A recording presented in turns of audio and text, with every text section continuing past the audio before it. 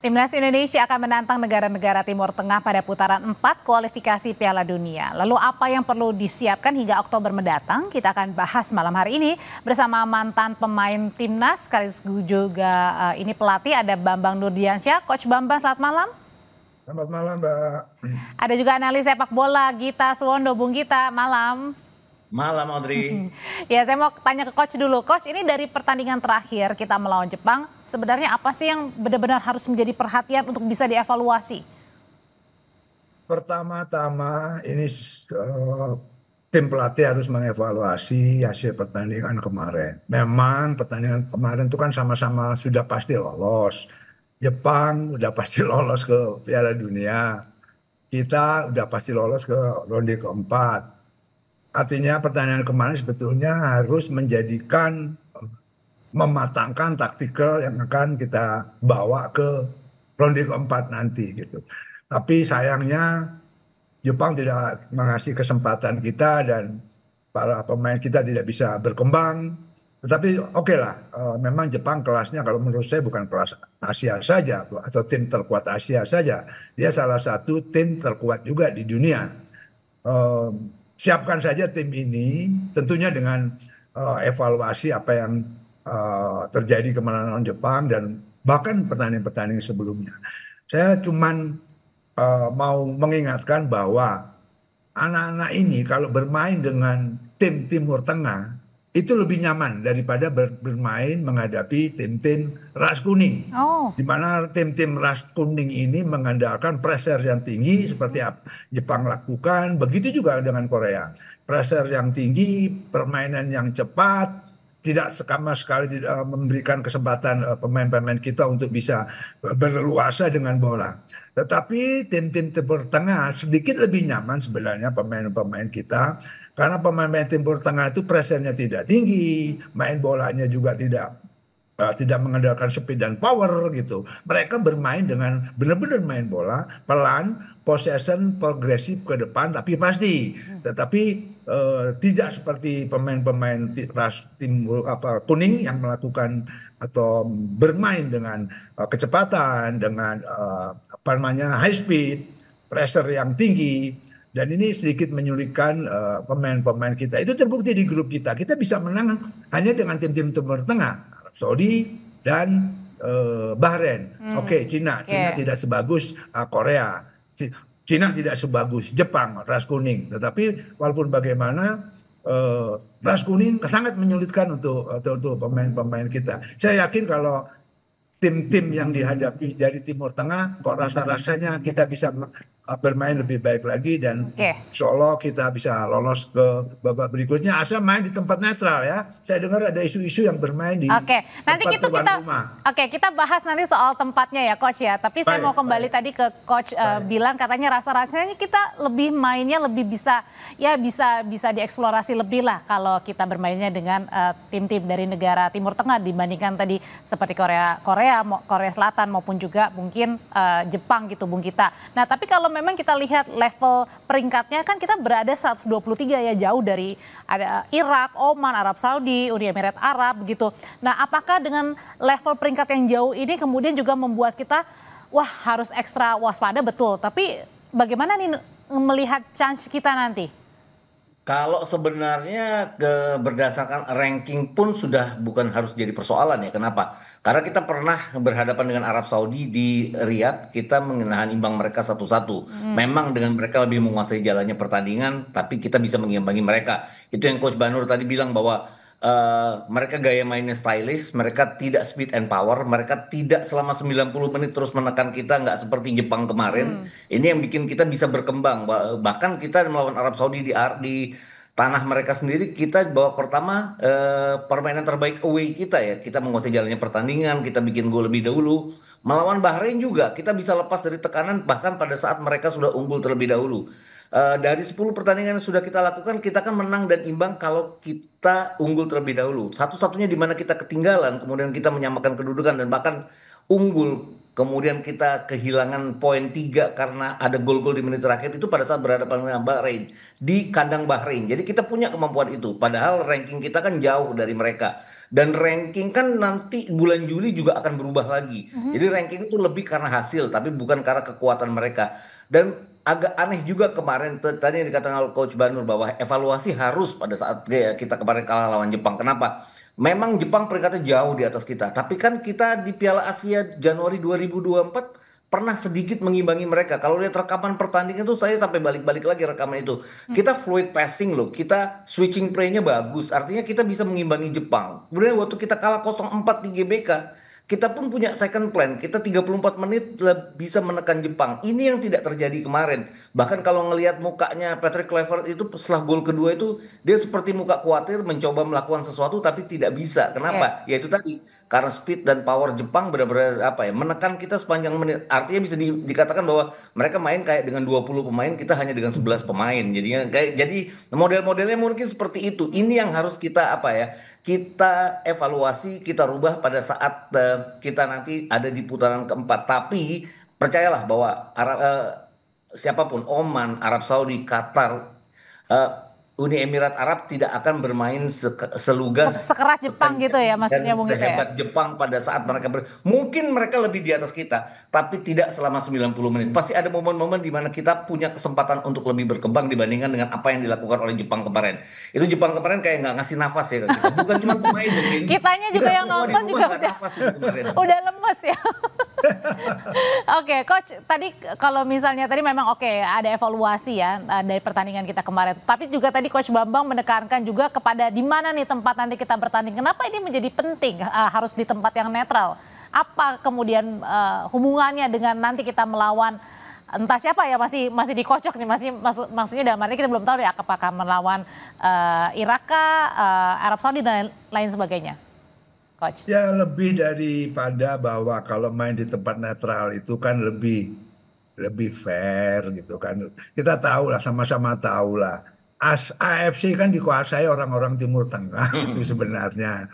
Ketika dia salah satu pesaing kita jadi tuan rumah, ya Anda tahu sendirilah itu kan, itu yang kita khawatirkan gitu kan.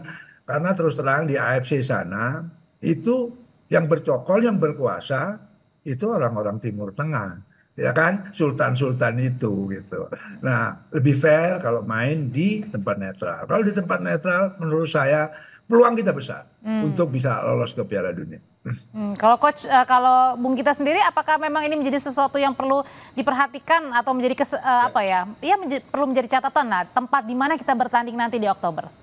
Iya, rasa-rasanya iya. Karena kan awal-awalnya sebelum putaran ketiga ini selesai kan bahkan di bulan tahun lalu sampai bulan November kan dikatakan bahwa siapapun yang lolos ke putaran keempat akan bermain di tempat netral. Bahkan waktu itu sudah disebut bahwa Malaysia akan jadi salah satunya karena AFC bermarkas di sana atau segala macam lah. Tapi kemudian muncul bahwa semua akan disentralkan di satu negara untuk satu grup dan kemudian muncul kalimat dari media Timur Tengah bahwa Arab Saudi dan Qatar. Inilah yang saya pikir juga jadi apa ya, kok kenapa tiba-tiba menunjuk Arab Saudi dan Qatar? Apakah karena mereka banyak membantu FIFA? Karena kan kita selama ini juga bidding Piala Dunia 2034 di mana Arab Saudi jadi tuan rumah kan tanpa ada lawan. Sudah ditunjuk aja Arab Saudi jadi tuan rumah.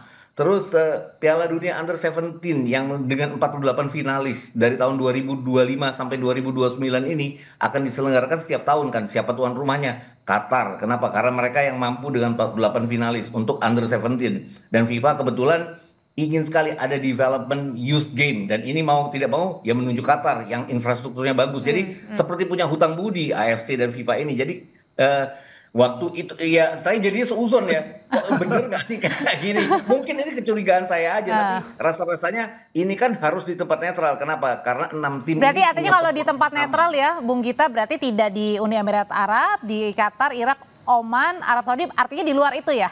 Ya di luar ASEAN juga ya, karena ada satu negara ASEAN di sini ya. Jadi Malaysia kan dekat dengan kita, mungkin tidak juga. Mungkin bisa aja kalau bicara infrastruktur kan Jepang, Korea, China kan punya kemampuan untuk itu. Kenapa nggak di sana gitu? Itu pun ya kecurigaan kita terhadap negara-negara rumpun Arab sana kan banyak banget ya dengan segala macam permainan mereka di dalam maupun di luar lapangan. Dan sayangnya juga kita tidak punya wakil ya di AFC yang bisa Ya. bersuara. Tapi belum apa-apa kan Irak juga sudah protes. Kenapa? Karena Oh, kalau batas seeding itu untuk jadi tuan rumah adalah berdasarkan ranking, Irak ini akan melewati Arab Saudi bulan Juli nanti karena mereka kan 58 dan 59. Arab Saudi 58, Irak 59. Tapi dengan Irak kemarin menang di pertandingan terakhir round 3 dan Arab Saudi kalah dari Australia, Arab Saudi akan turun dan Irak yang akan naik. Jadi kalau seedingnya adalah karena ranking ya harusnya Irak yang jadi tuan rumah bersama Qatar bukan Arab Saudi. Itu bahasanya FA-nya Irak saat ini. Dan kita mendukung mereka itu karena kita pengen di tempat netral. Mungkin tidak di kita tapi di tempat netral. ya, Coach Bambang, Anda sebagai coach juga sebagai pelatih, kalau kemarin kita melihat permainan timnas bersama Jepang nih kan ada juga pemain-pemain baru yang kemudian baru didatangkan untuk bermain kemarin ya melawan Jepang. Nah, ini menjadi catatannya apa? Apakah mungkin perlu utak-atik lagi pemain yang kemarin sudah melawan Jepang?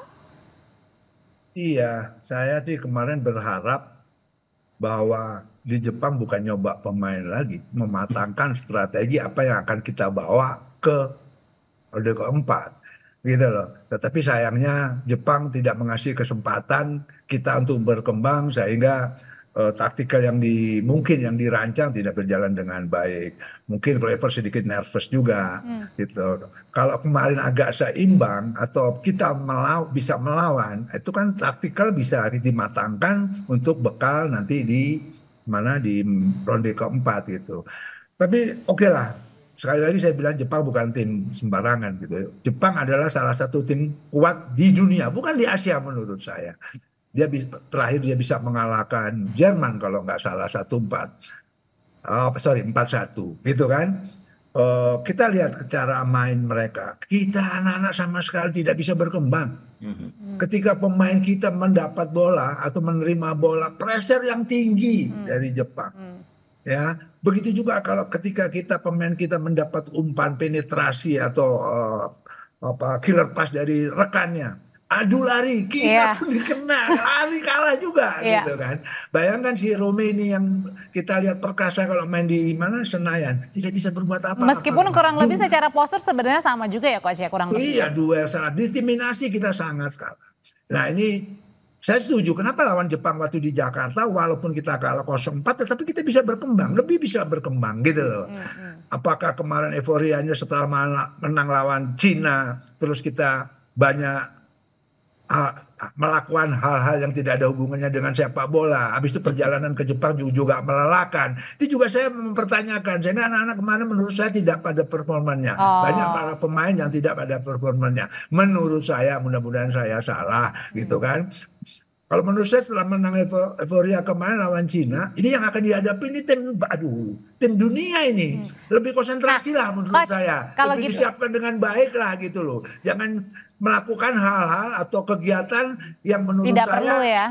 tidak perlu dan menguras tenaga sebenarnya. Ini perjalanan loh. Atau recovery kita Oke. sangat sedikit gitu. Mau selalu melakukan penerbangan ya, ke Jepang juga. Makanya saya bilang kok begini mainnya ya. Saya setuju tadi waktu di Jepang, walaupun kita kalah 4-0, kita masih melawan, kita juga mempersulit Jepang gitu. Nah, Coach Bambang, Bung Gita ini kita hadirkan lagi nih ya, tim-tim yang lolos ke putaran keempat ya. Ada Arab Saudi, Irak, Oman, Qatar, Uni Emirat Arab. Kalau kita berandai-andai nih, berandai-andai aja Coach dan juga Bung Gita.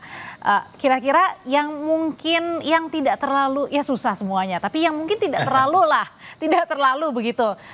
Kalau boleh dipilih, Coach dan juga Bung Gita, yang mana nih? Negara mana? Susah juga ya. Itu kan sudah dibagi 3 pot ya. Oke. Jadi Qatar dan Arab Saudi karena peringkatnya paling tinggi akan masuk pot 1. Terus Irak dan Uni Emirat Arab masuk pot 2. Kita dengan Oman masuk pot 3. Jadi udah pasti kita nggak ketemu Oman. Kita ketemunya di antara 4 negara itu pilihannya. Entah entah Qatar dengan Irak atau Arab Saudi dengan Irak atau Qatar dengan Uni Emirat Arab atau Arab Saudi dengan Uni Emirat Arab. Kalau boleh milih, kita pernah imbang dan menang lawan Arab Saudi, ya milihnya sih Arab Saudi. Arab Saudi. Coach gimana Coach? Terakhir Coach. Iya setuju. Arab Saudi kita sudah buktikan main di kandang sana kita menyulitkan dia, main di kandang kita menang 2-0.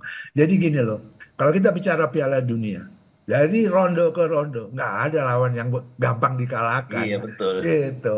Jadi ya kita harus menyiapkan tim kita dengan baik. PT Clover harus dan timnya harus fokus menyiapkan tim ini. Bagaimana main di udara tropis karena pemain kita banyak di Eropa sana. Nah ini kan harus disiapkan juga karena beberapa kali saya lihat main di GBK di tuan rumah sendiri pun di menit-menit akhir itu lawan pasti banyak menguasai bola. Itu permainan dikuasai gitu. Kecenderungannya turun. Apakah mungkin anak-anak itu berkumpul lebih lama lagi untuk meningkatkan chemistry dan tentunya fisik? Ada 4 bulan ke depan gitu. Mudah-mudahan itu tadi eh, main di tempat netral, Oke. ketemu Arab Saudi lagi. Jadi takut-takut lawan Irak. Irak sedikit agak jauh di atas kita lah cara mainnya gitu. Oke, baik. Terima kasih Coach Bambang, Bung Gita. Selamat malam semuanya. Ya, sama-sama Audrey.